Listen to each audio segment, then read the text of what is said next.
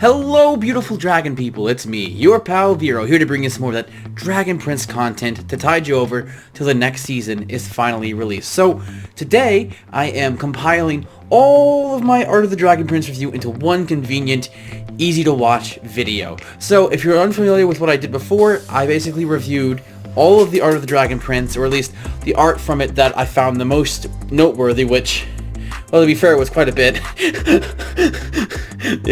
It's a really good book. So, if you guys haven't picked up a copy of The Art of the Dragon Prince, and you're just wanting to hear my recommendation for it, I highly recommend it.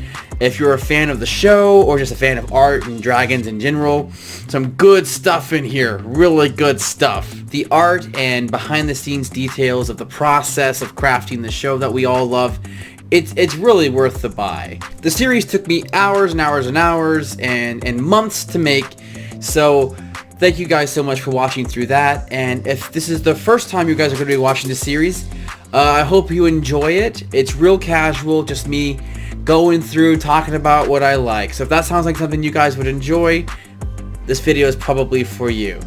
Alrighty, well, thank you guys for watching, and enjoy the video.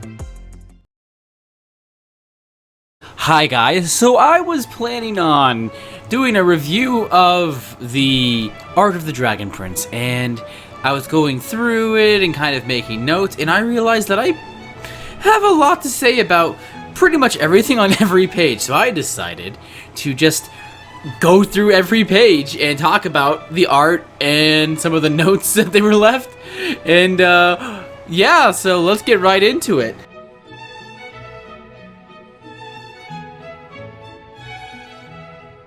So the real content, like in most books, begins on page 8. I really love this art of young Soren and Claudia and Viren conjuring some kind of fireball. I really love the personality difference between Soren and Claudia in this image. Like, Claudia, you can see, is like intrigued by this strange magical power, and Soren is pretty freaked out. Probably because he just watched his dad kill something, which, I mean, I suppose should be pretty traumatizing. The Spark. The very first story sketch that became the Dragon Prince is 5 short pages. In it, a father lectures his children on the magical arts. He tells them the bitter tale of humanity's history, born without magic, left to suffer and struggle while elves and dragons turned their backs on their plight. But humans discovered another path. They learned how to harness the innate magic inside of creatures themselves. As his children look on, the father reaches for a bell jar containing a spider and lets the creature crawl onto his hand and up his arm. The abdomen of the spider glows like a flame. This is an emberback spider, he explains. So small a thing, but so full of magical power. The father crushes the spider in his hand, and a fireball leaps to life in his palm. His son, who would later be named Soren, recoils, but his daughter Claudia's eyes widen. Transfixed! This is dark magic, the father explains. He is yet to be named. Alright, so, backing up a little bit, back to page 8. I love this picture of Viren with a beard. I really want to see Viren have a beard in the next season. I'm hoping that because he's going to be on the run, perhaps, and then hiding, that he might actually grow out a beard, because I think he would look really cool with a full-grown beard. Like a big bushy one, not like the one he usually has. I love this picture of Claudia conjuring those, like, shadow wolf creatures. I don't remember if they actually had a name or not, but, so cool. And then here you can see Claudia sneaking up, getting the horn of a unicorn, which is really cool. Dark magic was the spark that grew into the world of the Dragon Prince, a place where magic is extraordinarily difficult, if not impossible, for humans, except for a grisly shortcut. That shortcut and the power struggle it creates set the stage for the two sides of the continent-spanning conflict, and the 3 main characters caught on the opposite sides of it. Page 10. Heroes. 𝐅𝐴𝐿, 𝐾𝐽𝐜, and 𝐬𝐿RAN are the heroic trio who look past their complicated and violent history and work instead for peace. But before our main characters even had names, we explored their dynamic through a concept we thought of as a trifold strength: head, hand, and heart. Mind, body, and spirit. You know, I've actually heard of that in the, like, different, like, trios and, like, the 5-man band. These are all, like, writing character dynamics. Exploring the trio's individual strengths also illuminated individual weaknesses. An elven assassin who is capable of extreme feats of strength and skill, but struggles with softer emotions and expression. An artist with a perfect memory and witty intellect, but zero martial prowess to speak of. Finally, a prince, small of body and young of mind, but with a depth of empathy that allows him to communicate beyond his own species. Alone, their shortcomings might be their undoing, but together, they make a powerful team. Yes, they do! God, that is so cool. I love this art of Callum. I really, really do. Like, I love that he looks like he got, like, injured. Did that happen in the show? Did I forget? Did Rayla, like, strike him in the show? I don't think she did, but that's, like, the vibe I'm getting here. It's very great. I love this art down here below it, where we get to see what I presume is Solregum, I think, because he's a fire dragon, perhaps. Also, I really love this, like, look of, like, this, like, burning face when they blow fire. That is really sick. I also like Callum, like, holding 𝐬𝐿RAN close, and you can see, like, little Rayla. It looks like the characters were a lot younger in the, in some of the other designs, which is actually really fascinating. Oh, wow. Is this Rayla? Oh, that's pretty cool. Okay, so she would turn, like pitch black instead of invisible. You know, that actually makes a lot of sense to, like, blend into the darkness and stuff. I kind of dig that. That's an interesting idea. Oh, yes, and then this would be the art of Rayla chasing after the guy. That must be Marcos. It's funny that she let him go in broad daylight, though. I'm glad they changed the scene to being at night, because it makes a lot more sense how he was able to evade the other Moonshadow elves. Page 12. Villains! The father teaching his children dark magic in the sketch script would eventually be named 𝐕𝐸𝐿. And my second favorite character? As the series' central villain, he received some of the most careful attention during early development. 𝐕𝐸𝐿 needed to be much more than just the evil royal advisor. Early descriptions frame him as a truly and wholly loyal to his best friend the king, and willing to sacrifice anything to further the power of humanity. Sacrifice became the core theme for 𝐕𝐸𝐿. His true form, which was... Sacrifice became the core theme for 𝐕𝐸𝐿. His true form, in which he is frighteningly corpse-like and corrupted by dark magic, is a representation of both his twisted nature and his self-destructive dedication to the elevation of humanity. In their earliest conception, Soren and Claudia were one character, a son who learned dark magic from his father.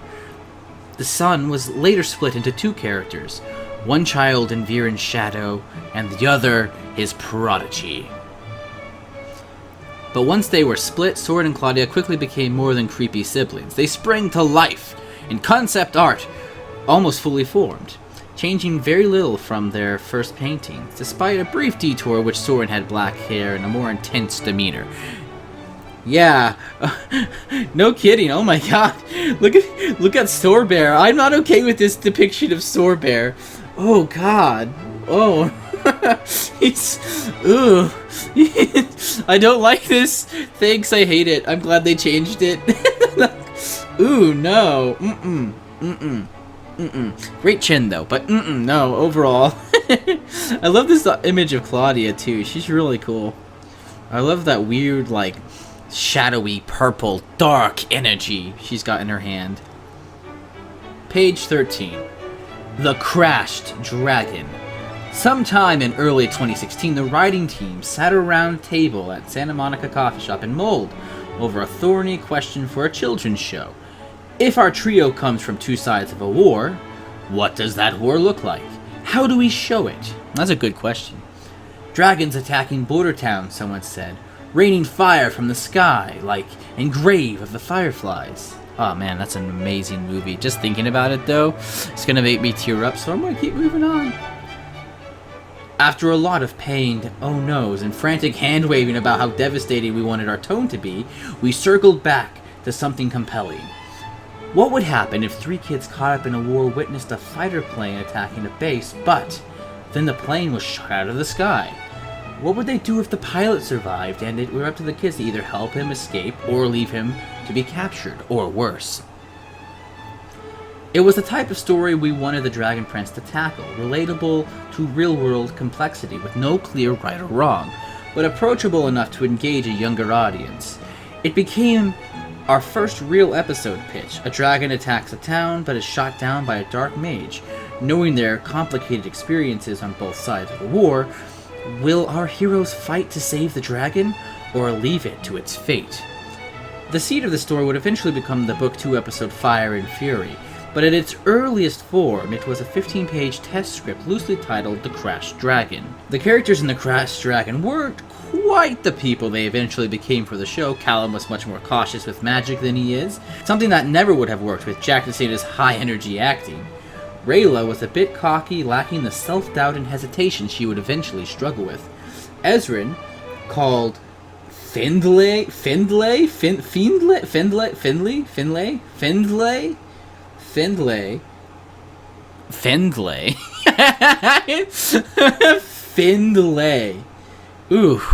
Oof. Good job changing that name to Ezrin. That is Findlay. Oof. Findlay? I'm so glad they changed that. Findlay, at the time, barely spoke at all, but they did have the qualities that formed the core of the Dragon Prince thematically. Humor, heart, and an earnest belief in change. Though they knew the dragon's vicious attack was a small piece of a complex war, someone had to take the first step towards peace. Someone had to show her mercy. When Callum, Rayla, and Ezrin see the power of mercy and forgiveness, of vulnerability, they realize that maybe, just maybe, they have the power to change everything. The land of 𝐀𝐧𝐝 has been divided by bloodshed between humans and magical creatures for centuries. The story of the Dragon Prince begins when a trio of unlikely allies uncovers a secret hidden deep in the human territories, the stolen egg of the Dragon King and Queen. Together they embark on a race to return the egg to the Dragon Queen before the world tears itself apart. But if you guys are watching a video about the Dragon Prince, you guys already know that. So, on page 16, we get some incredible art for Callum, and I bet you a lot of this stuff is going to help with cosplaying as well. Callum! Callum is the stepson of King Harrow, but he's never felt like a real prince. He prefers art to swordplay, and he falls off nearly every horse he rides, but he keeps his head up, knowing that he's good at what matters, watching out for his little brother Ezrin. Nevertheless, Callum dreams of a different path, studying magic. But everyone knows humans can't be mages. So here we get some alternate versions of his scarf, which I really like. I actually like all of these, and I would be really interested to see different versions of this show up on the show. That would be pretty cool. And down here we get to look at his wonderful ceremonial armor. I really like the one that they ended up going with. It just looks so much more awkward, but oh so shiny. Then you get to see that he actually has a strap for his book, which is actually really interesting. It's something I never really thought about, but it makes sense that you would put that on a strap from a creative side. That way you don't have to animate him stopping, opening his bag, and pulling out the book every time he needs to cast a spell, which I imagine later in the series he's going to be casting a lot more spells. Then we get some more like sketches and looks like that, and I really like this tired look on his face here. That's a mood right there. Like, I can relate to that. Ezrin.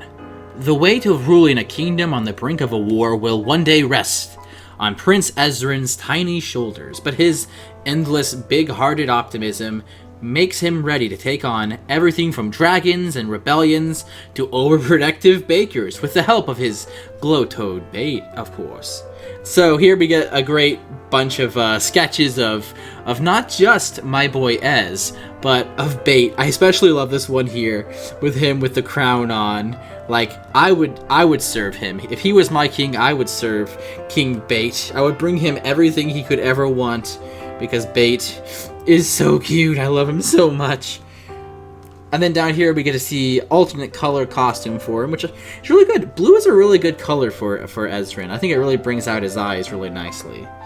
And then of course over here we get to see some more of what we already saw released in the San Diego live stream, where you get to see the different moods of Bait. You know, regular grumpy, angry and grumpy, sad and grumpy, embarrassed and grumpy. They're all grumpy. I think that he looks pretty cool in the orange and blue. Is a nice little like inversion for him. I think it's pretty sick looking. This picture up here of Bait is also a mood. That's me every Thanksgiving. Page 20, Rayla. Rayla could be the fastest, strongest, most talented Moonshadow Elf assassin of her generation, but there's just one minor problem. She's never actually taken a life.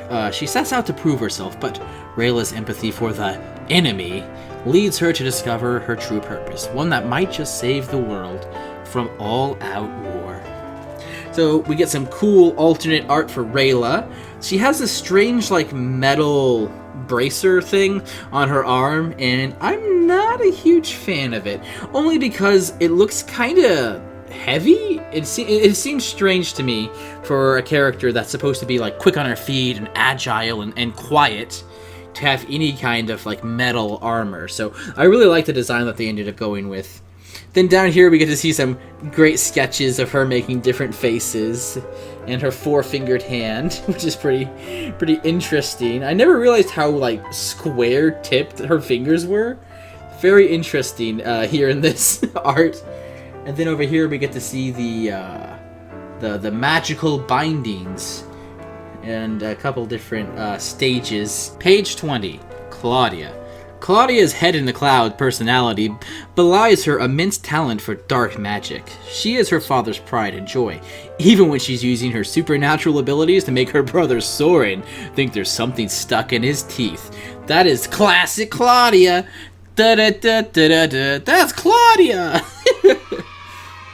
Here we get some cool sketches of her making different expressions and her sitting down by the tree that's been there for 300 years. Claudia's playfulness can transform into deadly focus when the proper moment arises. We also get to see the book she was reading, Love Amongst the Dragons, which is a nice little nod to the Ember Island Players episode of Avatar: The Last Airbender. And we get to see her horse with the moderately kind eyes. Page 23, Soren. Soren's skill in swordsmanship is equaled only by his ego. He's the youngest warrior ever named to be crowned guard, the king's elite defenders. But deep beneath the muscles and bluster, Soren hides a big heart and a desire to do the right thing. So here we get some great expression of Soren doing his Soren faces, and this one where he looks like he's maybe like a zombie or something. It's really weird, really strange expression. I don't know what that face is or what it's supposed to be conveying, but I really dig it. Then down here we get to see different alternate armor sets. I really like this one here with the red and the white and the blue. It's just got a lot more color to it, and I really like it. Page 24, Viren. Here we go. So now we're getting into the good stuff. I love me some Viren. As King Harrow's closest advisor and lifelong friend, Viren serves as High Mage of Catullus. Viren's skill as a dark mage allows for creative solutions to difficult problems. But the hidden costs of his magic have begun to erode Harrow's trust in him.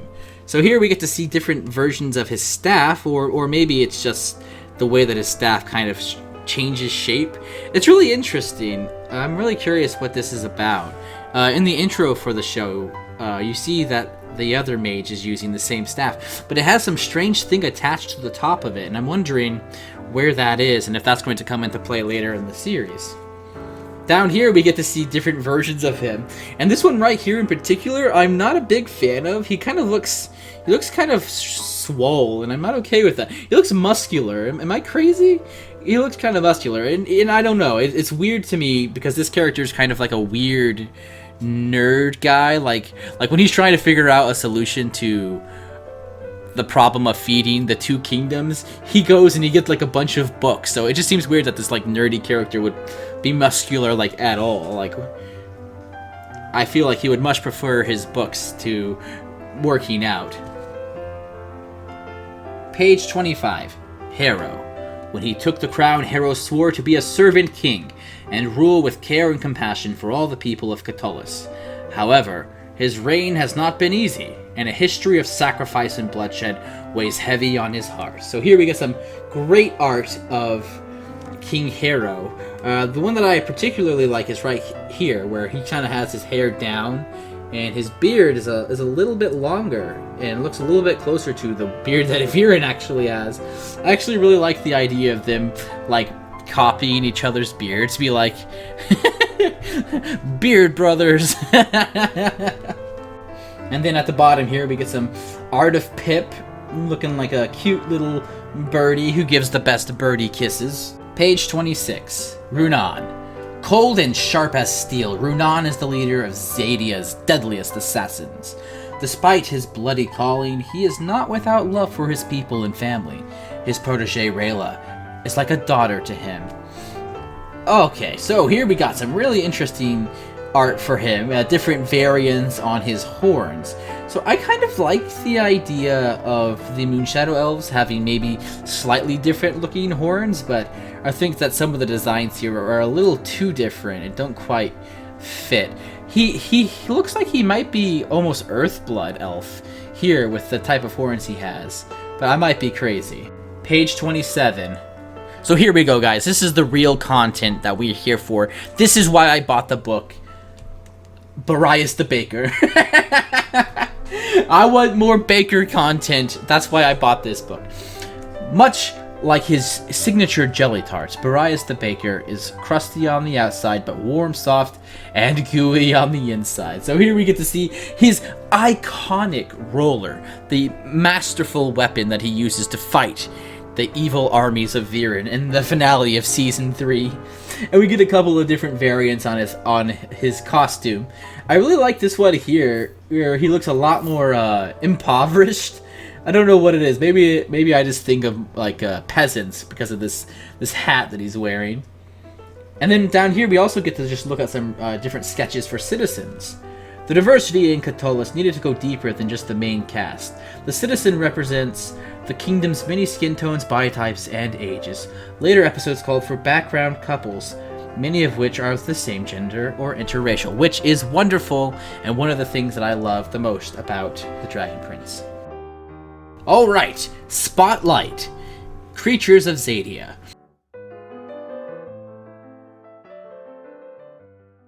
So here we get to see the wonderful art of Callum as he's doing the Battle of the Dragon versus the Marshmallow Monster, where he's like, "Take that, Marshmallow Monster!" There we go, that was my Callum impression. I hope you guys are all impressed. And then down here, I think this is supposed to be his room, although I'm a little concerned why he has a bottle of what I presume to be some form of alcoholic beverage by his nightstand. This might also be Harrow's room, or Viren's room. I really don't know. Comment if you guys recognize this room. Like, let me know. Page 31, we get to see some different alternate versions of the mirror, which is really fascinating, and I never really thought too much about the look of the mirror, but it looks good. Then we get to see a little bit of an aerial shot of the city of Catullus with the wide landscape leading all the way across to what I presume to be the other side of the breach. Now we get a little look of this runway, which is actually the same little place in the castle where we see Callum running from Rayla. Page 32. Primal Stones. Primal Stone is a magical artifact that gives a mage access to primal magic anywhere at any time. Callum's Primal Stone allows him to cast sky magic, even as a human, and we get to see some different variations of it. I really like the look of it in the show, where it kind of looks like a bit more of what you would expect a storm inside a glass little ball to look like, but I also kind of dig this one here where you can actually make out different clouds. It's really cool looking. The two-headed soul-fanged serpent, a rare creature and a key part of Viren's plan to save Harrow and the black sands of the midnight desert. I love the way Viren says that. So apparently the sheep girl painting was initially just a silly placeholder in the storyboards, but became a permanent part of the show when they decided to do it during the production. So that's really great. This is the painting that Ezrin is behind that leads into Viren's secret chamber. Then here we get to see the seal of Catullus, which is actually the same seal that is on the back of the book. Then we get some cool artwork of the lush forests of Xadia, and then we get to come over and take a look at the other elves. Now, I should know every one of these elves' names. I know a lot of you guys know all their names, but I don't actually have them memorized, but I know they all have names. I know it was on Twitter or the website or something. The assassins could not be designed as faceless nobodies, but it had to hurt when Rayla lost them. Each assassin was created with a unique weapon to show Moonshadow Elf craftsmanship and battle skill, which is pretty neat. There's my boy right there. I always just call him Whetstone because of he has like my favorite line from season 1, which is just him going Whetstone. We get to see Rayla climbing this mountainside here and running across the river. Page 36. Armored Harrow. Though Harrow is a thoughtful ruler and a warm father, he becomes an imposing warrior king when he dons his battle armor. It is really cool. I actually really like his different designs. Early armor designs try to find a balance between regularity... Oh, no. Wear this armor if you're looking to be regular. If you're having a trouble being regular, wear armor. I don't even know what regality and function. The crown's design, too, was later simplified. Yeah, I really like the crown. It's really unique. Moonshadow form. Moonshadow elf assassins have the power to become nearly invisible under the light of a full moon. Under the moonlight, a trained assassin can infiltrate any defenses and eliminate their target with perfect stealth. If not for Rayla's mistake, which gave Catullus time to prepare for the assassin's attack, King Harrow might have died before anyone realized he was in any danger. Page 37, we get some really cool like little storyboards where we see Claudia preparing her wolf spell, which I do not know what it's called. So in the first case of dark magic's terrifying potential, Claudia summons magic wolves with phoenix blood candle and wolf's ashes. Okay, so she actually used wolf components to create wolves. That makes a lot of sense because a lot of time they kind of steal the ability of the creature. Like when they're firing that big arrow at the dragon in season 2, she uses a griffin's eye.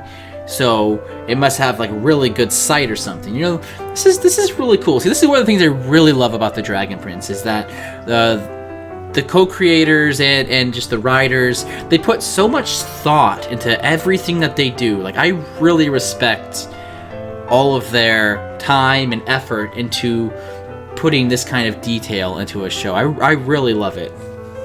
Then we get to see some different alternate variants of Zim's egg, and I really like them all, but I feel like the one that they actually ended up going with reflects more of the Storm Dragon kind of energy than the other variants.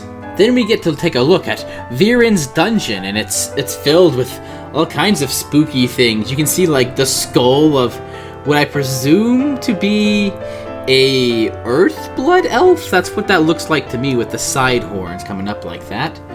when we get to see different versions of his spooky dungeon. He has what kind of looks like a xenomorph in here, right next to a hammerhead shark. So, in this universe, are hammerhead sharks supposed to be magical creatures?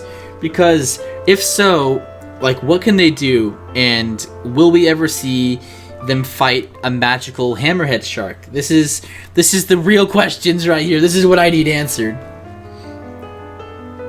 Then on page 39, we get to see some more variants of the hallway with little Ez kind of looking around. And then this right here, this is the king's bedroom, isn't it? I'm 99% sure this is Harrow's bedroom.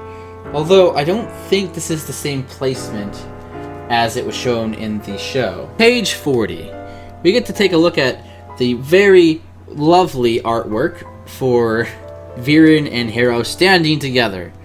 And I like the one that they ended up going with because it was a lot warmer than what these other black and white ones looked like. They looked nice, but maybe a little too regal. And this is supposed to be more of a personal kind of portrait, even though it was an official portrait. We get to take a look at the standard issue crossbows used by the Knights of Catullus. We'll get to take a look at some of the other alternate artwork found inside the castle and the different spears and axes and swords used by the mini guards, none of which were good enough to stop Rayla. Page 42, we get to see Runan's Shadowhawk, the grim messenger that returns to Zydia once the assassin's missions are complete. You know, I like this one right here because it looks exactly like Pip. It's just like a color swapped Pip. That would have been kind of weird though for that to be the case. So I'm glad the design that they went with was different. Then we get to see the different Smoke Wolf concepts, which I like. I really like the one that they went with because some of these look almost downright cute, and I do not think that was the feeling they were trying to go for. I think like the more ethereal kind of smoky look of them made them seem a lot scarier and a lot more like a perversion of nature, which I think is what they're trying to get across with the dark magic in that scene. Then on page 23, we get to see some more of the cool like Shadowhawk transformation, which is really interesting. Like, wow, like the artistry and the craftsmanship that went into designing this arrow is so incredible. Like, this art book really does give me like an even deeper appreciation for all the work that the many talented artists put in for the show. Like, here we go. Like, yeah, this is the version of the Shadow Wolves. Like, this is, now they're getting it. Definitely spooky and scary Shadow Wolves, which is the best. Page 44, Amaya. One of the highest ranking generals in the army of Catullus, Amaya is both an immovable object and an unstoppable force. Her battalion could never put their trust in any other leader, for her iron will and ferocity in battle are unmatched. Amaya has harbored a burning hatred for Zydia ever since her sister, Queen Sarai, was killed by the Dragon Queen. Oh, you know what? I've never even thought about that, but yeah, like, I guess that would make you kind of a good origin story. So I guess she hates the elves because they work for the Dragon Queen. Although that makes me wonder, so what is her beef with Moonshadow elves specifically, where she says the worst kind? Like, is there an origin story behind that, or is that just a belief that she holds based on her own experience that we will never get to see? We get some alternate hair for her, and honestly, I don't really dig any of these. I think that the hair that they went with is definitely the best. Down here we get to see some really pretty alternate costumes for her, which are pretty neat. I really like this like light armor version of her too. It would be pretty cool for her to be a little lighter on her feet. Spotlight. Amaya's sign language. General Amaya is a tough, inspiring leader and a protective, loving aunt. She's also deaf, and bringing the way she communicates with the world into an animated series proved to be a unique challenge. We began with research, diving into resources provided by deaf and hard of hearing organizations and community groups, and consulting with several experts. In order to help the directors present the speaker-interpreter relationship, we looked into depictions of deaf characters in live-action shows. We had to be sure to establish the dynamic between Amaya and Grin without ever sacrificing the focus on Amaya herself. Next, we worked with professional interpreters to translate Amaya's lines into American Sign Language, including the creation of signs for character names and in-world concepts like Moonshadow Elves. With this translation, we'd film the interpreter signing each line from multiple angles. The animatic editors would overlay the video footage onto the storyboards for timing, while the animators would reference the footage for accuracy. As work progressed, we would show early versions of scenes to ASL speakers to provide feedback and help fine-tune. When the series was released, Amaya quickly became a fan-favorite character, but there was definitely room to improve. We heard that the animation style could make some of Amaya's motions hard to read, and that her dark gloves often made signs difficult to make out against the background, or her armor. We continued to refine the process for subsequent seasons, smoothing out the animation and switching her gloves for... We continued to refine the process for subsequent seasons, smoothing out the animation and switching her gloves out for more parlor tan color. And through it all, we never, ever skipped breakfast. It is the most important meal of the day, after all. Okay, so maybe now is a good time to talk about this. Okay, my opinion on the animation of Season 1. Hot take, I didn't like it. In fact, I was so put off by the animation when I watched the first season that it almost ruined the show for me. It didn't help that I was watching it on on not the best television that had a really weird effect. So like the low frame rate of the animation combined with the television that I was watching it on definitely made it look a lot worse. And I was not a fan. And I was very happy that they upped the frame rate and smoothed things out in the subsequent seasons. Grin. Oh, I love Grin so much. He is such a good person. Oh my god, he just makes my heart feel all the warm love feelings.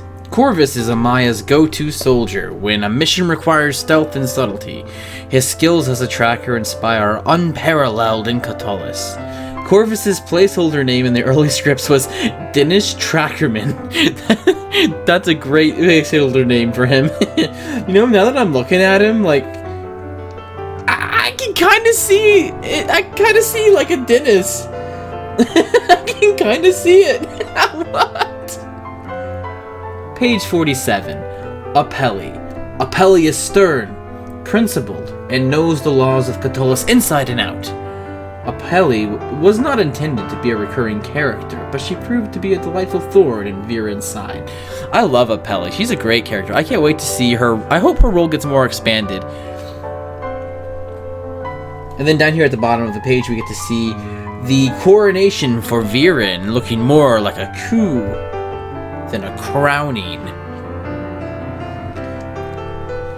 Then we get some beautiful art of the burning of King Harrow's body at night, and then what appears to be the same place but during the day.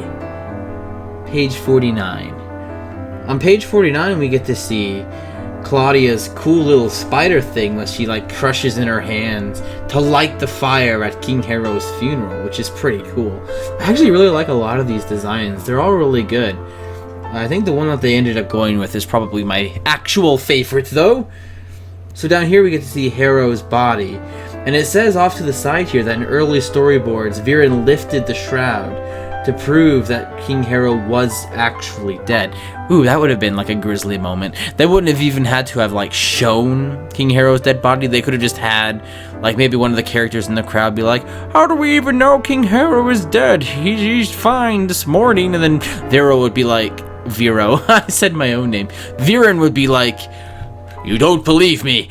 Well, look at this! And then he could like pull the shroud back, and then like the crowd would like gasp, ah! And it would be like this horrifying moment. It'd be like, times are changing, people, whether you are ready for it or not. Or something like that. I don't know.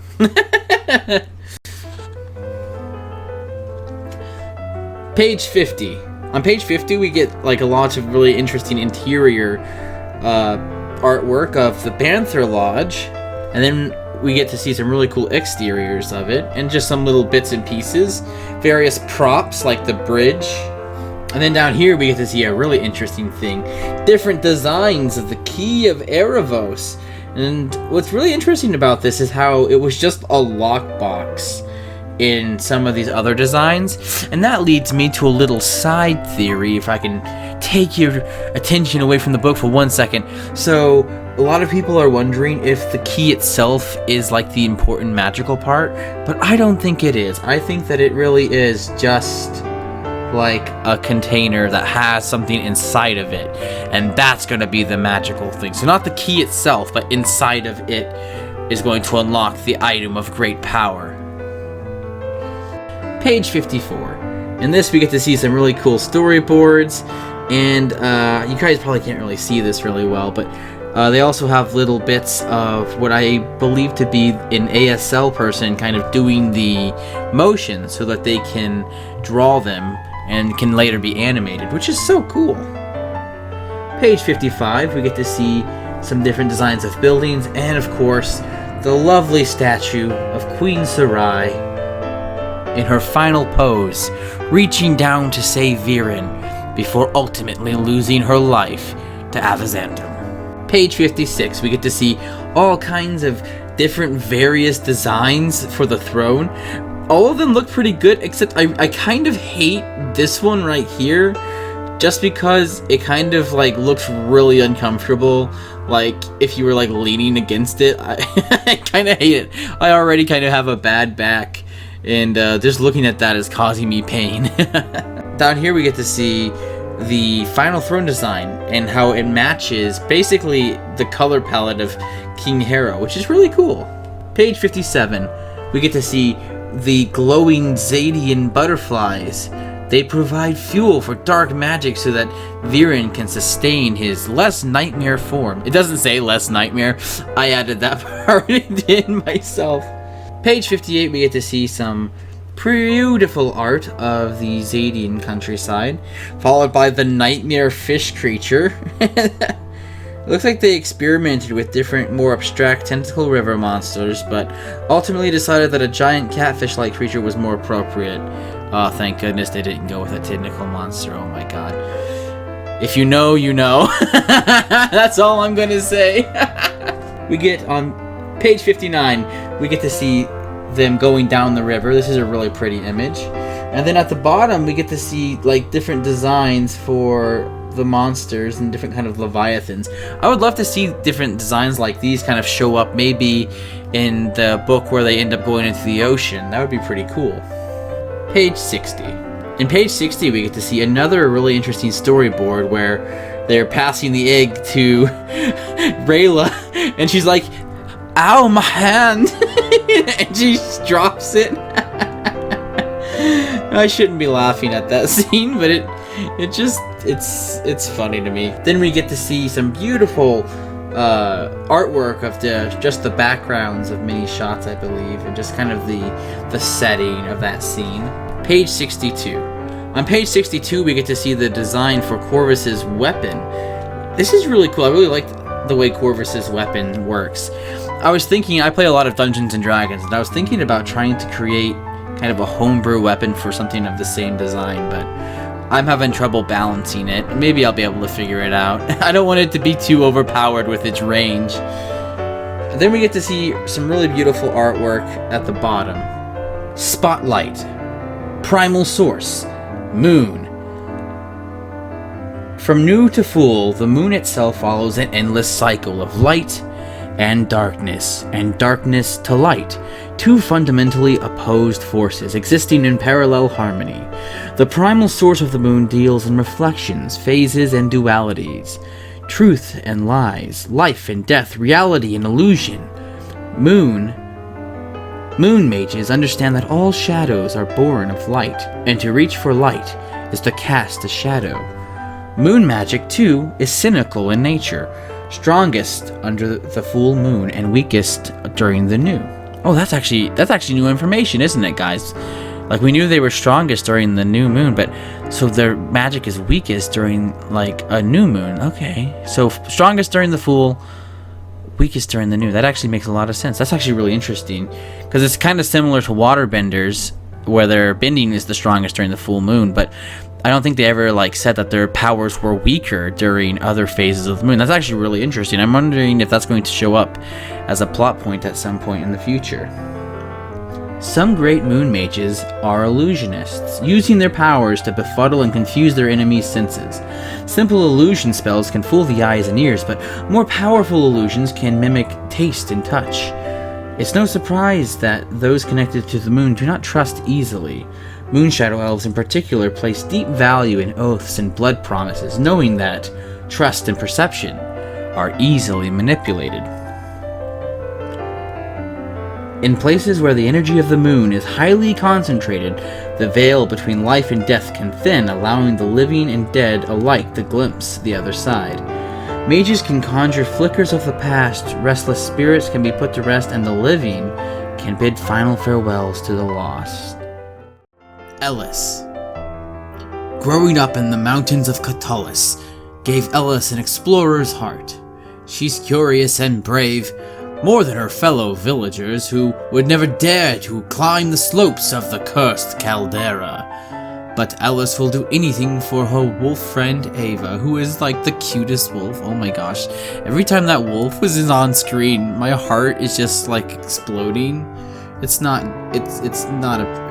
good sight. It's very dangerous. I might have a congenital heart condition. Ah, yes, down here we can see Ava being the cutest little pupper. Oh my gosh. Oh, look at the little puppy version. Oh man. We're gonna spend the whole video just looking at this. Art of the Dragon Prince Spotlight episode. Ava. Then on page 65 we get to the good stuff, guys. Human Rayla. Meet Human Rayla, a simple girl who likes spending her time doing human things like eating bread, counting money, and complaining about lower back pain. The droopy pinky finger on Human Rayla's glove is a fun addition by the storyboards team. Oh, look at them. Those storyboarders and their creativity. And these cool little storyboards of her doing it. Grattan's fellow humans, human fellas. The burly challenger. Look at this hulking warrior. How could anyone hope to defeat him with nothing but a simple dagger? That's not even his biggest sword. I love that. I like these other designs. He looks like something like straight out of a JRPG. Over here, I really do like his final design though. That's like perfect. That's just like big burly, I am strong man, like, which is exactly the kind of character archetype that they were going for. So I think they nailed it with the final design. Oh, the mercenary. The waxed mustache, hair curl, and pinstripe pants inspired the storyboard artist to elevate this character from an average swindler to an acrobatic performance artist. Where did he get that Sunforged blade anyway? I bet that's a fascinating story. I would love to see more information. I really want this character to come back. The Animal Doctor. The kind but severely overworked animal doctor has definitely poured more money into his practice than it's made him. Ava sometimes stops by for treats. Oh, what a great guy. I like these other designs, but I like the bigger kind of design on him, where he's a few extra pounds. I like that representation. And then we get a little bit of a little farm area down here. It's best for the animals to stay indoors, to stop them from venturing up the cursed caldera. Then on this page, we get to see some really cool artwork of the town that they're in the episode before they go to the cursed caldera, Ava's hometown, and these are really cool.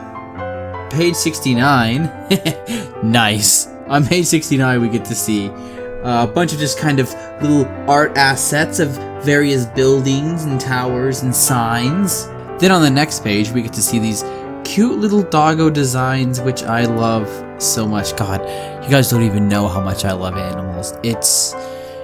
It's ridiculous. We get to see this cute little drawing that Callum was making of his mother. It's super sweet. And then we get to see Snowman turned Snow Elf. Then we get to see the gang hanging out in the cave when Ezrin has the frozy toesies. Then on the next page we get a whoa, Runan. You know what's funny? Like, I realized, I think I call him Runan a lot. But his name is Runan, not Runan. Like Rayla, she clearly says Runan, not Runan, but I constantly call him Runan. We get scary face Viren down here, looking very scary. I dig the purple glowing eyes. That's really cool. I would like to see that. That's his final form of dark magic. Then we get some more artwork of just the caldera and the various challenges that they would have to face, including the terrifying giant leech. I hate leeches so much. The thought of like a parasite sucking my blood is like the worst thing ever, and I hate it so much. Then we get to see this mysterious creature that was murdered, drained of its blood, but this was all just a trick by the clever 𝐁𝐼𝐤. Speaking of 𝐁𝐼𝐤, on the next page, page 76, we get a spread for Fifi, 𝐁𝐼𝐤's Phoenix. Fifi, of course, being short for Phoenix, because 𝐁𝐼𝐤 is just amazing with her names. The final design for 𝐁𝐼𝐤's clothing draws from the colors and patterns of moon moths seen throughout her home. Oh, okay, that's pretty cool. That's a little detail that's really neat. As the guardian of the moon nexus, 𝐁𝐼𝐤 was originally envisioned as a mystical, serious-minded character, but as soon as we began to write her, we were unable to stop the flow of eccentric, aunt energy. That's what I said! I always say she's like an aunt! Yes! We did it, guys! We did it! Then we get to see the spooky spider's nest. God, that part was so creepy. And then we get to see the creepy giant spider and the terrifying nightmare face that it has on its butt. Webbed trees from the sets of the spider's lair on the left there, and then on the right we get to see Claudia's bottle of wisps. Page 80, 𝐴𝐤. The Dragon Prince lives. Ozymandias, or 𝐴𝐤 for short, is the center of the conflict that has brought the world to the edge of war, but will one day grow up to be an impossibly powerful sky dragon. But for now, he's just the cutest little guy. He reminds me so much of my puppy. It's ridiculous. Like, they got the whole puppy energy, like, on point with 𝐴𝐤. Oh my god, what a cutie. Oh, I really do love this alternate hair color for him, this red. That is actually really cool. He kind of looks a lot more like Simba. He's giving me major Simba vibes with the red mane. And then on page 81, we get to see the egg of the Dragon Prince hatching as mystical, magical energy exudes from it, and we get to see the storyboard of that very moment happening. And can we just pause for a second and take a look at this amazing expression on Bait's face right here? That's a mood. That is a mood right there. And that brings us to Book 2, Sky! After the Dragon Prince hatches, Callum, Rayla, and Ezran's journey towards Xadia grows more treacherous by the day. The war is escalating. Humans and Sunfire Elves clash at the breach, and dragons circle the skies over Catalyph's border town. Without a primal source, Callum is no longer a mage. Is he helpless to protect 𝐴𝐤 without magic? Or can he unlock a different path? And then we get some great artwork of the breach. I think this is kind of some of the stuff that they open with in Season 2, is this shot. It's really cool looking. I really do love lava. I'm a big fan of like volcanic areas like Mordor or Mustafar. Really cool stuff. Page 86. 𝐁𝐼𝐤? Or is it 𝐁𝐼𝐤? I just now realized I do not know how to say her name. I've read it like 1,000 times, but I actually don't know how to pronounce it. Somebody like sound it out for me in the comments, please, and I'll I'll correct it. She is the Golden Knight of Luxoria, an elite warrior who leads the Sunfire Elves at the border of Xadia. When Amaya first encounters her, she sees only a fierce enemy who fulfills her duty with a burning fury, and she has a sick sword. Wow, I love these designs. Every one of these designs is awesome. Man, I totally dig it. Oh, these are so cool. They remind me of lightsabers, and anything that reminds me of a lightsaber is doing its job very well. And then down here we get to see Sunfire Elves. The Sunfire Elves are one of the most militant factions in 𝐀𝐧𝐝. Like the sun itself, they see themselves as a guiding light for others to follow, for better or for worse. And these are some cool little designs. We are on page 87, the Council of Catullus. A wise ruler does not make all their choices alone. The Council of Catullus lends the nation's royalty their expertise and guidance when necessary. And then we got this Jafar-looking guy over here. I always called him Jafar. He looks like Jafar! Am I crazy? He even kind of plays the same role as like an evil advisor. Like, he's got major Jafar vibes. Then we've got Crowmaster. The mysterious Crow Lord left a big pair of shoes to fill for Catullus' number 2 crow expert, the bumbling Crowmaster. Hopefully someday his boss will notice what a good job he's doing. Now there's actually a few different variations of his design, and I kind of really dig all of them. Like I think this is the first time that I've looked at like alternate designs, but I'm like, yeah, I kind of like all of these. I don't know if I could imagine a different Crow Lord, but since I'm so used to the one that we got on the show, but this blonde one looks really interesting, and I really dig this like young version. He reminds me of somebody, but I cannot for the life of me figure out who he looks like. I think he might be reminding me of somebody from Avatar: The Last Airbender, maybe? But I can't remember what character it is. If you guys know who I'm talking about, or if you just think I'm crazy, just leave a comment below saying I'm crazy. And then on the next 2 pages, we get some lovely art of Lujane's area in the Cursed Caldera. The Moon Nexus. I know what that's called. It's called the Moon Nexus. Then we've got this lovely little reference to Lord of the Rings right here. Then we get to see some interesting stuff. Now this right here is the Crow Lord's spooky dungeon office. Looks pretty good. I dig it. And then down here we get to see the royal seal. Seal. And this picturing this seal. Spotlight, primal source, sky. Find the wind, boy, be like a wing. Villas. Sky magic draws from the energy and movement of the vast sky above us. From the outer heavens to dank, cavernous depths, the air is everywhere and nowhere at once, around us and within us. Sky mages thrive on the ever-changing energy their primal source offers them.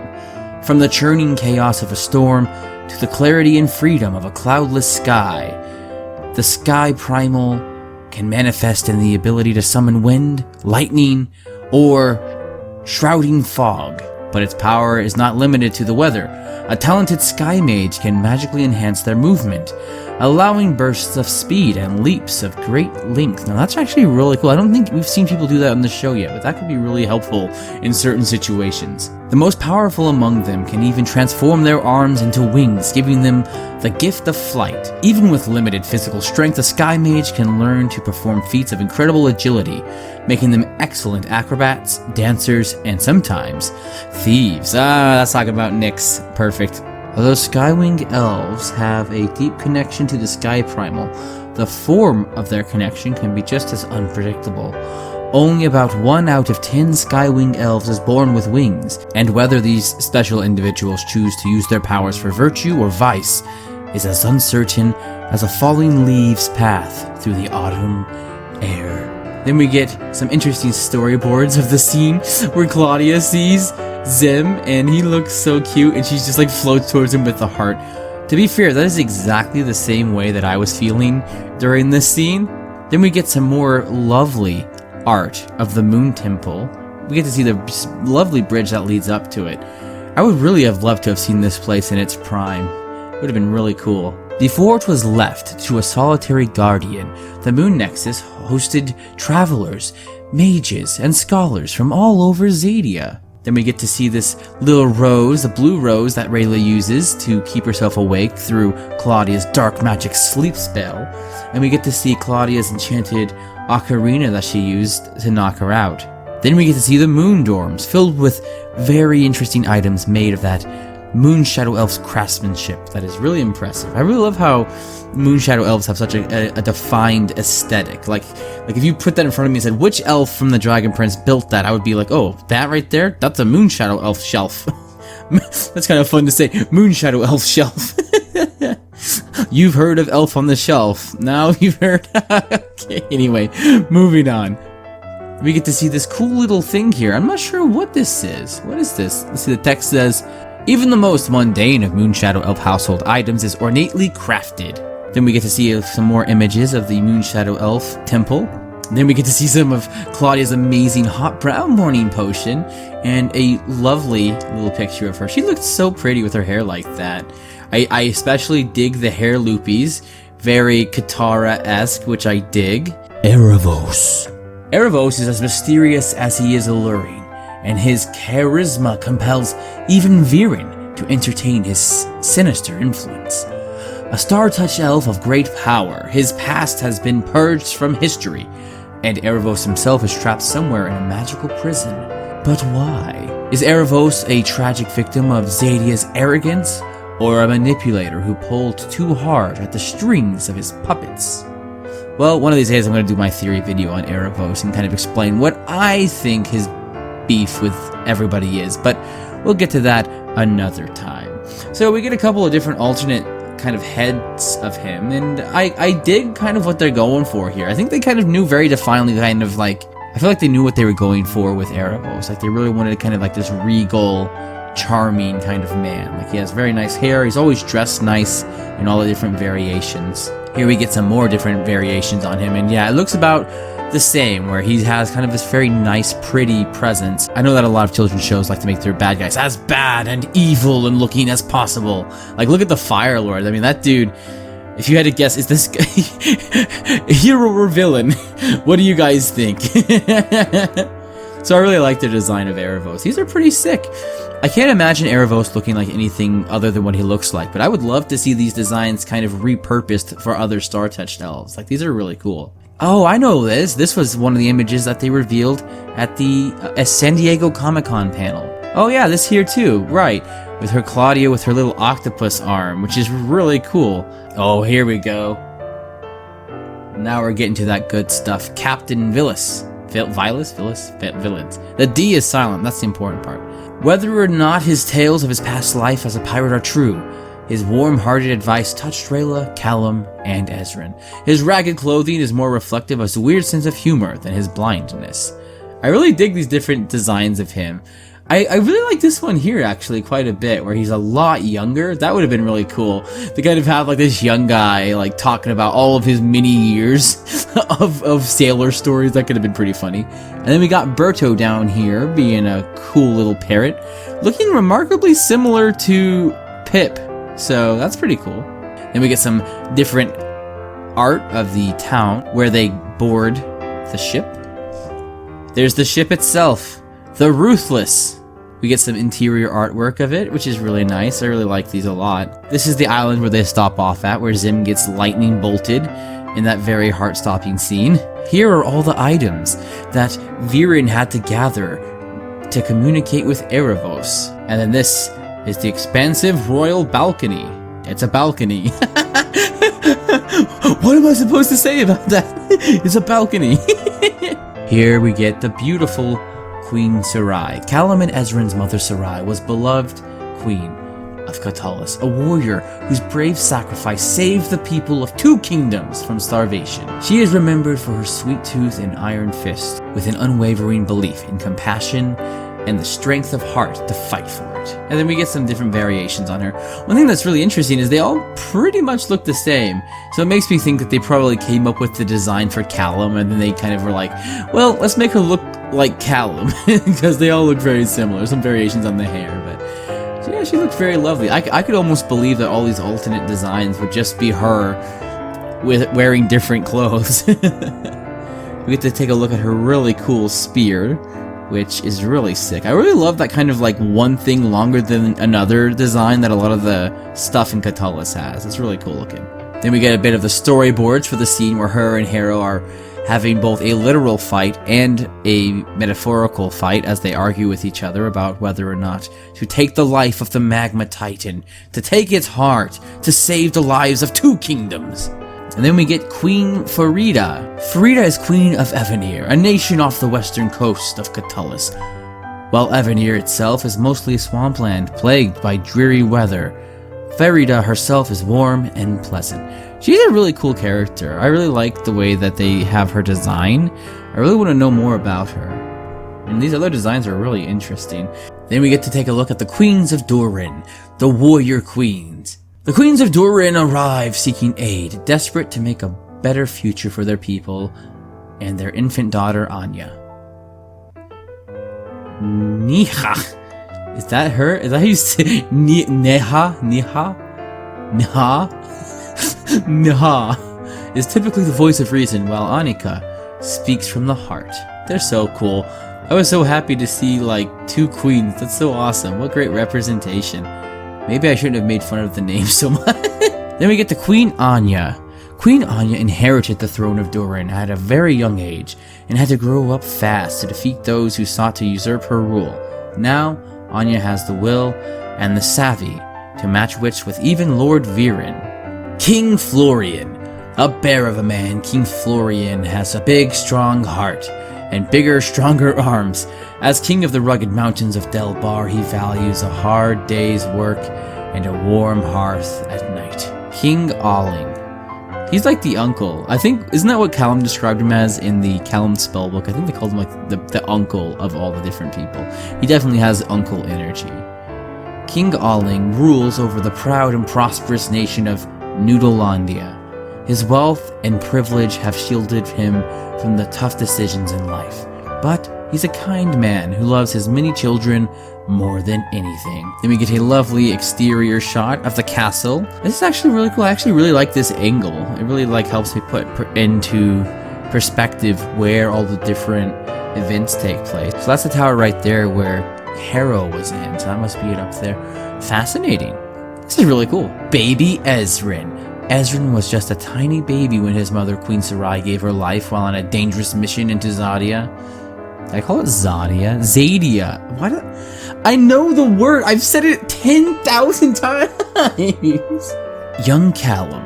Callum, on the other hand, was old enough to remember his mother when she died. Even now, he feels the pain of her loss every day. Poor Callum. Oh my gosh. Callum is gonna have like serious abandonment issues. If him and Rayla like end up like splitting up, oh my gosh, that's gonna like scar him with relationships for like life. Oh, poor guy. And then this is the area where they have the meeting of the Pentarchy. What a long road that is. Is that supposed to be just like a deterrent? They're like, look, we need to settle peace now because if we have to summon the Pentarchy, we're gonna have to walk up that long path all the way to the top. And do we all really want to do that? They're like, you're right. We will invade Zadia. Spotlight, the human kingdoms, Noodlelandia. The towering palace of Noodlelandia stands as a monument among the barren dunes of the northern desert lands. In the face of great scarcity, the resourceful people of Noodlelandia have developed a rich culture of trade and barter, while still maintaining a massive, well-trained army. Evenir. Before Evenir opened its borders, few had navigated the maze-like swamplands of the west to encounter its people. Evenir's isolation from the helping hand of neighbors has made it fiercely independent. So much so that the intense bonds between its citizens are often misinterpreted as fear and mistrust of foreigners. Delbar. To the average person, the freezing valleys and rocky crags of the western mountains would be uninhabitable, but to the hardy folk of Delbar, there is no better home. Some say they stay warm because of the hot beef stew that runs their veins. Some say that they stay warm because of hot beef stew that runs through their veins instead of blood. Others say it's just their really thick tunics. It's probably the tunics thing. Durin. Rainwater and snowmelt flow down from the mountain, bringing water to the countless farms in the rolling, fertile plains of Durin. As a breadbasket to the human kingdoms, Durin is especially at risk from attack by any vengeful neighbors in 𝐀𝐧𝐝. Catullus. Catullus's population and great military strength reflects its status as the largest human kingdom. The magical land of 𝐀𝐧𝐝 looms large just over the long stretch of border to the east. In the face of the constant threat, Catullus has endured heartbreaking loss as well as incredible victory over the ages. Then we get to see some more art of the area where they met with the Pentarchy. We get to see all the different flags. These are really cool. And then we get to see, like, I don't know what this is supposed to be, but it's terrifying. This is, like, supposed to be the Sunfire Elves and the Moonshadow Elves, and they look absolutely terrifying, looming in the darkness and surrounded by red fire. So, maybe like propaganda? Join the Catullus army today to stand against the Red Menace! Ah yes, the Magma Titan towers over its barren domain, the lava flowing under its rocky carapace. That thing is so cool looking. And then of course, we have to get the heart of the Magma Titan. Magma Titans are huge sentient beings made of burning hot lava and rock.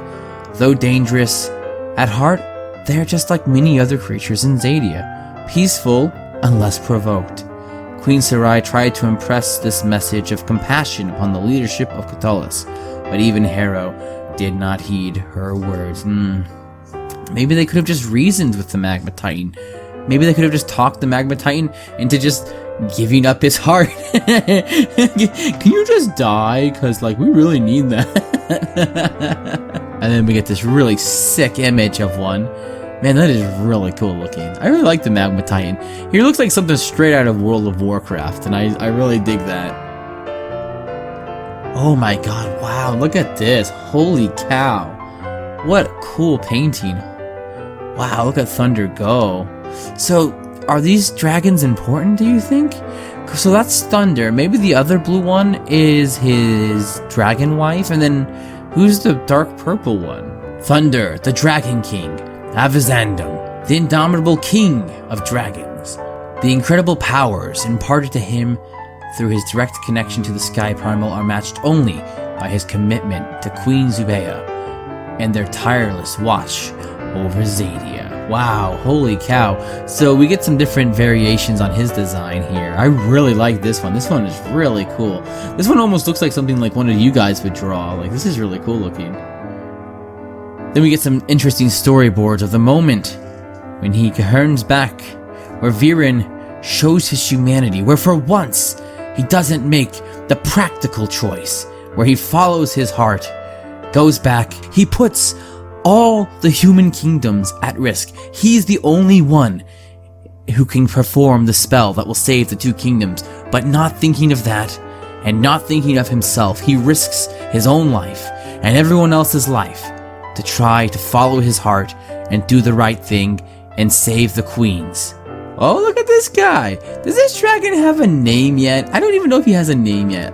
I know a lot of these guys get like names like dropped in like tweets or a lot of like side information. Does he have a name? If this guy has a name, will you guys let me know in the comments? Because I really want to stay up to date on that. His name is Pyrrha. The very next page. How many of you guys like typed the comment before we got to this page? You're like, oh yeah, I got you. It's Pyrrha. Okay. A classic fire-breathing dragon, Pyrrha, is connected to the Sun Primal. She has a quick temper and a niche to pick a fight with humans. A fight Soren is all too eager to give her. And it's all good. She got a good shot in. Crippling him. I think they're even. And we get this really cool like black design of it. I really like that. I really like the idea of like having like actual fire kind of emitting off of them. There was something similar like that where they kind of had like lightning looking energy kind of coming off of 𝐴vizandum. I really like that design. Wow, this is really cool. So this is the town guard tower, and this is where they fire the big ballista thing at the dragon, but to no success. And you guys remember how all that goes.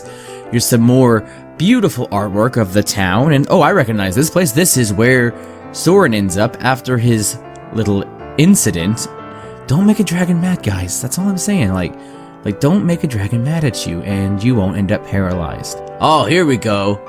Dark Magic Callum. Dark Callum. Pale skin and sunken eyes recalled Viren's true form, withered by overusing dark magic. This is what Callum fears he would become. Yeah, this is true. Yeah, he could become like this. You know what's funny is like this image right here of him like waking up in 2020 be like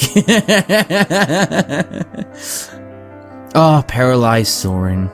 I don't know, I kind of liked his poetry though. You know, what was it? Dragon Smash Boy, say the good words now. They light the hearts of other people. Not quite a haiku, but close enough. Then we get some really interesting art from Callum's dream. Then we get a look at the creepy little bug, Viren's little bug pal, and some different variant color designs for him. And they're really interesting. I actually like all of these. I really like the green and purple one. I really like the color purple. That's why I use it in so many of my videos and things. And then we get the forbidden pages of Erebos' lore. And now I've seen people who have tried to translate these. And I watched a video, I think from Cartoon Universe, where they kind of try to break down the various different kinds of languages that are used in it. And I think that's really cool. I don't remember what it says, but I'm sure it's very good information. So go watch that video. Then we get to look at the interior of Erebos' quote-unquote prison.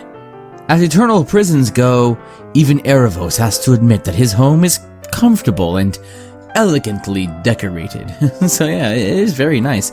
Although I do notice there's no bed. Is he have a bedroom someplace else in this weird looking area or not? Ah yes, the grove where you can go and get that delicious milk fruit. And you know, with the young deers who are young and full of life, and you guys know what goes down. And then down here at the bottom we get a little storyboard of the moment when Claudia bursts into the hospital area with her arcane powers and infuses him with the Sith lightning and unlimited power. And he's fine, he can feel his toes again. So no more terrible poetry from Sorbear. Which is a little disappointing because I would love to hear some more of his poetry, and I would come from very far and drink tea with him and listen to his poems if he decided to do that. Oh cool, look at this. So we get some really cool artwork of Claudia with her crazy hair. It's amazing how well it clumps together though. We can see the beginnings of her becoming corrupted from overuse of dark magic to have a horrifying visage, not too unlike what Callum fears he will become.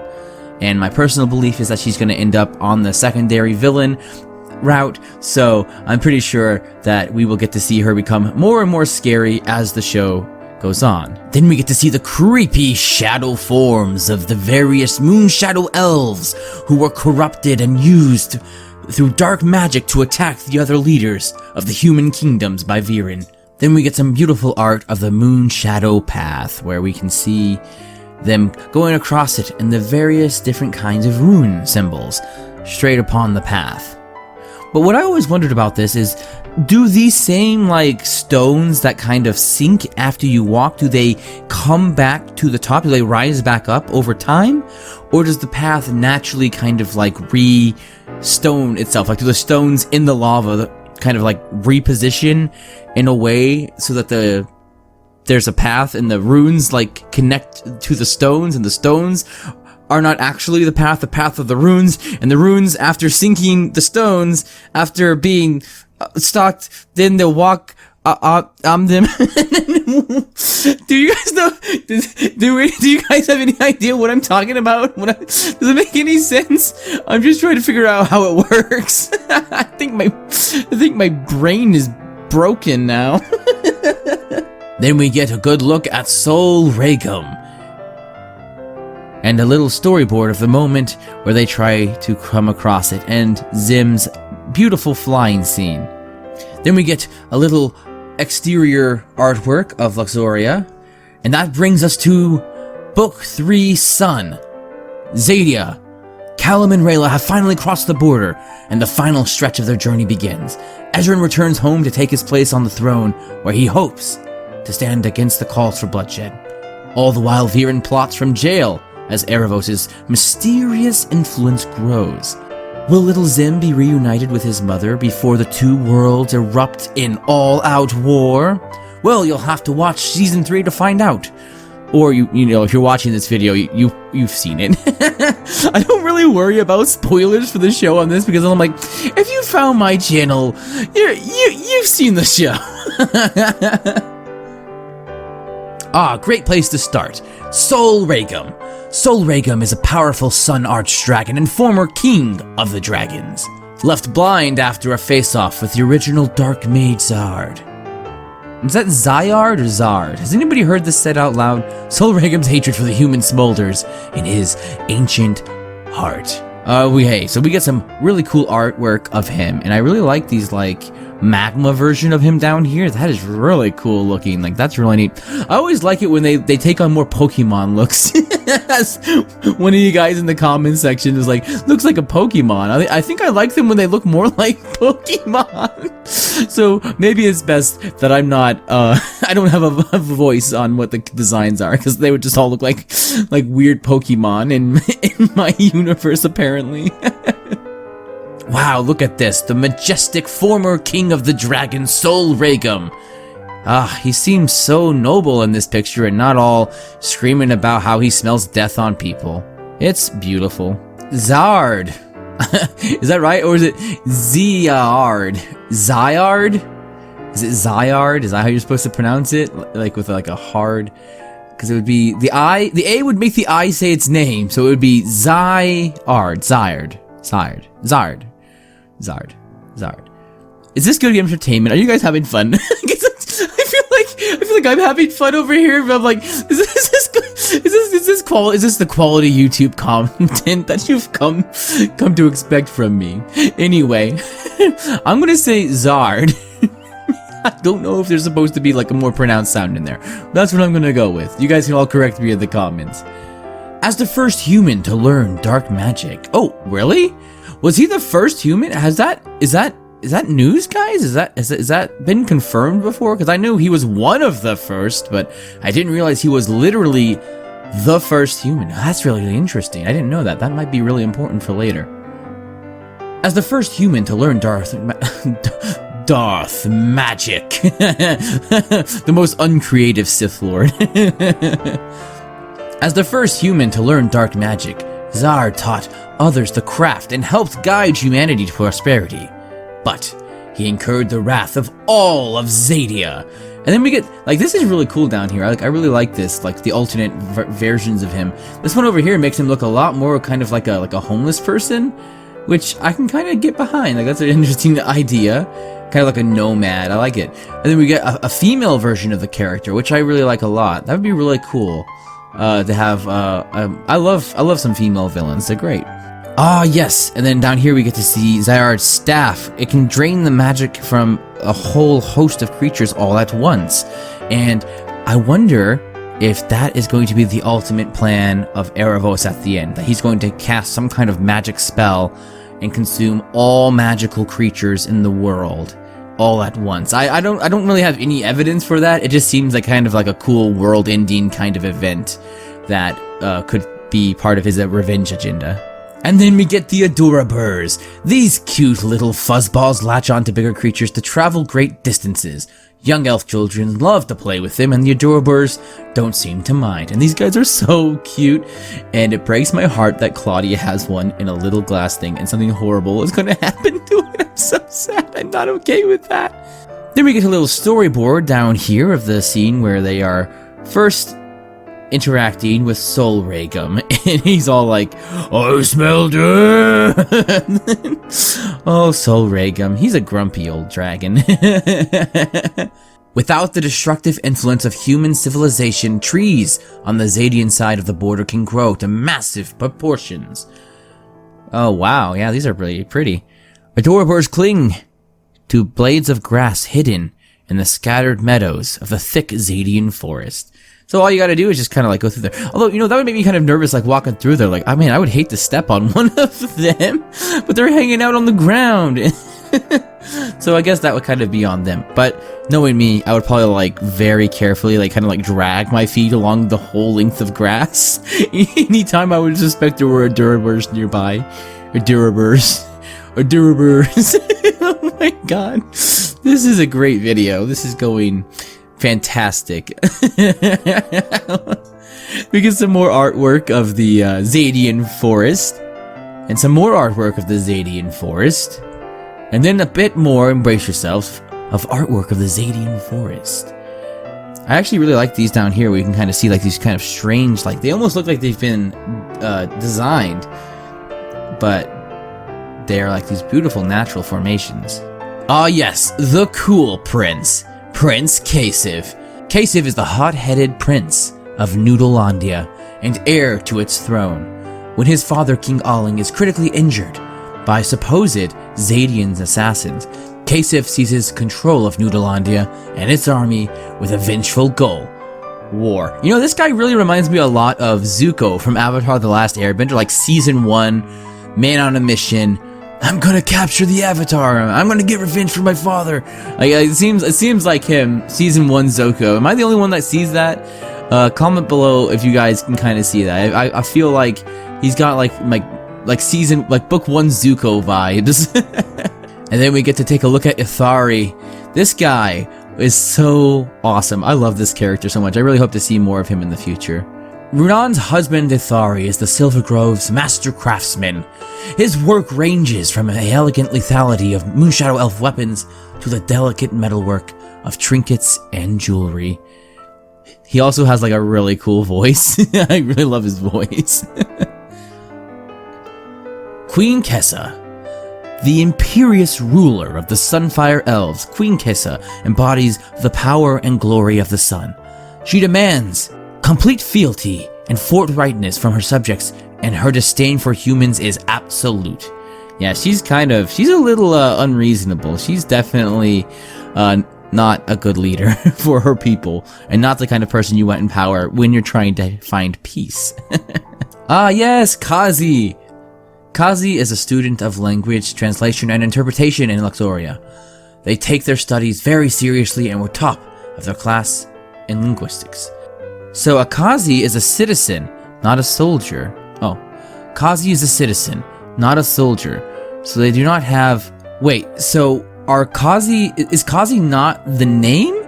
And 𝐀𝐧𝐝 is like the name of like a group of people? Or is 𝐀𝐧𝐝 being called they because they identify as non-binary? Do you guys know what that is? I'm a little confused by the wording on this. Let me know down below if you guys know what's going on with this. Like, what is 𝐀𝐧𝐝 the name? Sunfire High Priest. The Sunfire High Priest is a fixture at Queen 𝐀𝐧𝐝's side. His direct connection to the Sun Primal helps him channel the incalculable power of the Sun Forge. Yeah, he's got a really cool design too. One thing I really like about his design is that headpiece is really cool. Like, it kind of reminds me of the elites from Halo, like the Zealot class. Like, I dig it. I really dig it. And then we get a look at Luxoria, and I believe this is the place where they perform the ritual at the Sun Nexus. I think this is the Sun Nexus. And then we get to see Luxoria at sunset.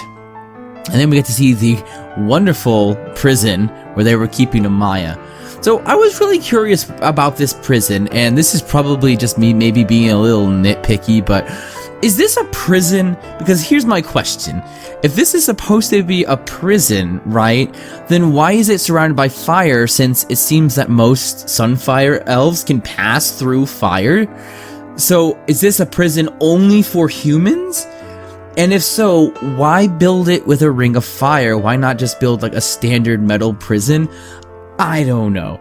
If this room is something else, like they use this for like training or something to learn how to do it, and they just stuck her in here, is maybe, I'm not sure.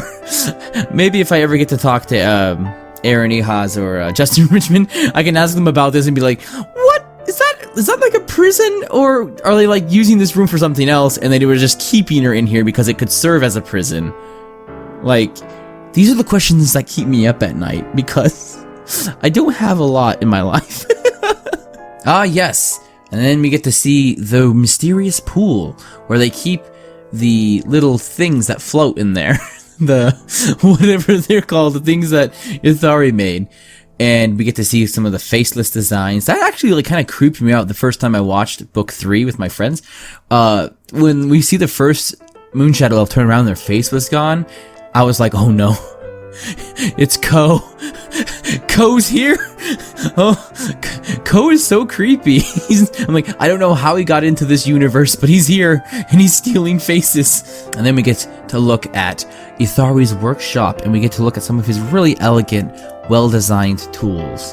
Get to see a little forge over here to the side, and various weapon types that he has designed. And many of these you will recognize to be the exact same kinds of weapons that the other Moonshadow Elves assassins that were with Brunan and Rayla were carrying. Though Rayla and Callum's visit during the day, the Silver Grove exists in a perpetual twilight between the thick forest trees. That's so cool. You know what it reminded me of? It reminded me of Lothlorien from The Lord of the Rings with that kind of like blue haze. I wonder if that was an inspiration for its design. Ah, yes. And then hot topic. Nyx. I don't hate Nyx. I don't really care for her. Basically, she's kind of like okay, I guess. I would like to like her more, but besides having a cool design, I don't. There wasn't much to her. Maybe if she has more time in the future, she might grow on me a little bit more. But I didn't really care for her very much. Nyx lives a life as free as the blue sky above, free from obligations, expectations, and rules. With her wings and her ambler friend, she roams Xadia, charming and duping anyone who falls for her schemes. What I like about that too is like when Nyx first meets like Rayla and Callum, Rayla's like immediately suspicious. She's just like, yeah, I don't trust you. like she's like, just give me the little dragonling. I'm with the dragon queen. Just give it to me. And she's just like, no. Like she's not very good at duping people. I definitely think that the design of Nyx is really cool and would be a really cool thing to cosplay as. It's a little much for my personal tastes, though. Like, there's a lot going on with this character design, and it's a little much for me. I prefer more simple designs myself. Down here, we can see some like different color palettes they were experimenting with, and neither one of these are doing anything for me. I don't know. It's no. You know what? Okay, one more complaint about Nyx. Like, look at her. Does she look trustworthy? If you saw, she looks like a demon or something with like the side horns and the dark wings. Like, if she was like, if she came up to you and she was like, "Hey, I'm here to help. You know, I'm here to help you out." Like, would you trust this person? Like, I don't know. she looks like a bad guy. Like, that's all I'm saying. I'm just saying. She just looks like a bad guy. Oh, Nyx. I swear, I don't hate Nyx. She's just a lot. That's all. This creature is really cool. I actually really like the design of this thing. I love its neck. It's got like a really interesting neck where it kind of like curves inward like that. And that's really cool looking. It's kind of like this weird camel, dragon, lizard, horse creature, and I really like it. Ah, yes, the Wonderwall. Very pretty. And we get to see the Midnight Desert. We get to see the black sands of the Midnight Desert. When a creature's soul is sucked away by a soul-fanged serpent, all that's left is a pale, furious husk. Is that right? Does it say furious? Furious husk. Oh. How is a husk furious? I think I'm overthinking this. Furious husk. Okay. Some more art of the Wonderwall with Rayla looking out. This really is a really pretty place. This would be a really nice place to revisit in another season. Though it looks horrifyingly painful, the thin membrane spun by Erebos' creature feels like a magical contact lens. Oh, okay. So it looks horrifyingly painful. Like it looks like that scene makes me kind of like tense up and have a little trouble breathing every time that I watch it. And then we get to see Viren's passage across the border was inspired by Moses' parting of the Red Sea, which is pretty obvious to anybody who has ever watched the movie The Ten Commandments, where you can very clearly see that they're drawing inspiration from that. And it's pretty neat. Doing that with a thing of lava, though, so much cooler than water. I'm not saying that the Dragon Prince is better than the Bible. I'm just saying that in this one specific instance, I mean, lava is cooler than water. That's all I'm just saying. Lava's greater than water. Oh, look at this! Ah, Lujane! I love Lujane so much. We get to see like different alternate costumes for her. I dig this. Oh, I love these. I love this. I love the hat though. I'm glad that they kept the hat. The hat is great. This is great. I really love this like light blue. I think she's wearing like blue lipstick too. Like, you go, girl. You do your thing. I like that. Like, look. Viren intended this broken link symbol to be a badge of shame for the soldiers who refused to join him. Although it also works as a wonderful symbol of what Harrow was talking about at the end of book 2 when he was talking about breaking the chains of history. This is perfect for that. You know, it's a perfect symbol, so it works well for that. Then we get a little bit of storyboards of Harrow slaying the King of the Dragons. After the Dragon King's death, the Great Plains beneath the Storm Spire became known as Thunderfall. Oh, I didn't know that. Oh, that's why I love these art books. I always learn some new stuff. I'm like, oh, okay. I don't know if that's like already like known information and I'm just out of the loop. But well, that's interesting. Oh, then we get to see poor Thunder. Poor Thunder. Yes, Ibis. I love this guy. This guy is so cool. Now, this was a character from book 3 that didn't have a lot of screen time that I actually did like. Ibis is a powerful and wise Skywing elf mage who watched over the Dragon Queen during her great slumber. Though he was not born with wings, he is one of the rare few who can fly by conjuring mage wings. Which is pretty sweet. I really like these alternate like versions of him. These other kind of like color palette designs are kind of interesting, but I really dig this one down here, where he looks like he's like a super chill dude, and like he's like straight out of like an anime down here. I like these designs a lot. 𝐀𝐧𝐝 evolved. Driven by a hunger for vengeance, 𝐀𝐧𝐝 eagerly allows Viren to magically strengthen him for the strike against 𝐾𝐧𝐝. The result is a twisted and horrific monstrosity that reflects the searing hatred in 𝐀𝐧𝐝's heart. So one thing I'm really curious about, so this like form that they get transformed into, now that kind of like fiery form, that's something that the Sunfire Elves can kind of turn on and off, and I am curious if this kind of format he's in now is going to be permanent, or are people like that going to be able to learn how to go back between the two forms, or will it just kind of like wear out over time, not being connected to the Sun Primal anymore? I'm really curious to see what happens with that, and I really hope there's an answer in the future. Final battle Viren. With a crown of Catullus, the plain robes of a Luxorian prisoner, and his hideous true face, Viren's presence is as terrifying as he enters the battle at the Storm Spire. I really like some of these alternate versions of it. The more gold they add, the better. It wouldn't make as much sense for prisoner robes if they had like a bunch of like really ornate designs and golden things on them, so I get why they went with the more plain design, but I really dig these. These are really cool. In its first stage, Erebos' conduit to Viren was almost described as cute. Yeah, I still think he's cute for a little bug creature. He turns into a nightmare pretty quickly. As soon as when he grows, he kind of becomes terrifying, but you know, a little bug pal. The Sun Forge burns at the center of Luxoria as the source of the citizens' power, both physical and spiritual. The events at the Sun Forge catapulted the worm from a lap catapult to a writhing creature of darkness. Yeah, like, it becomes like quite terrifying. But it was corrupted in the aftermath of Viren's dark magic. Black tendrils befoul the orb that once emanated purifying light. So I'm wondering if in the RPG, I know they said that we were supposed to be fixing the Sun Forge, and I'm wondering if that's referring to this part of the show, that it's corrupted with dark magic and we need to go to Luxoria and purify it. So that would be pretty sweet if that's the case. I am so looking forward to the tabletop game. I've already got a bunch of friends ready to play it with me, so it's going to be so much fun. Then we get to take some look at the Storm Spire and the many steps leading up.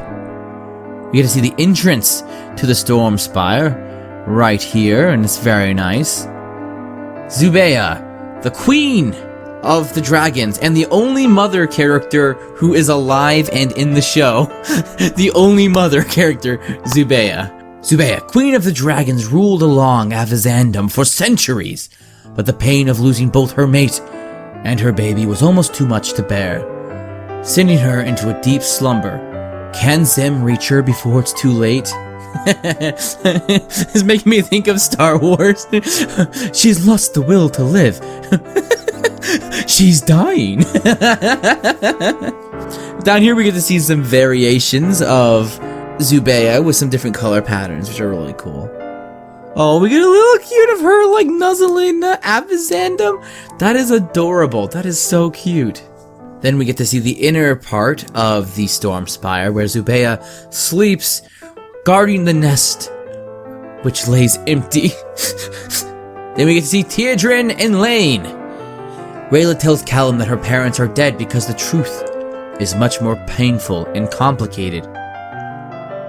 Théodrin and Lane, once part of the Honored Dragon Guard, were believed to be cowards and oath breakers and were banished from the Silver Grove.